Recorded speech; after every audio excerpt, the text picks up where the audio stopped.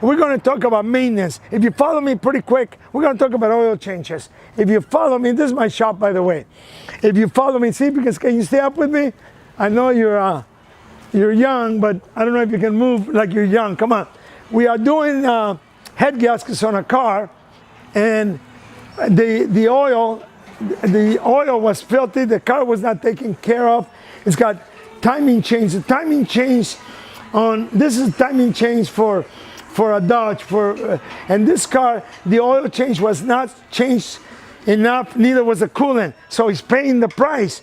So with that said, what I want you to do is I want you to keep your oil clean, good oil, Valvoline, Chevron, Castrol, good oil and a factory oil filter.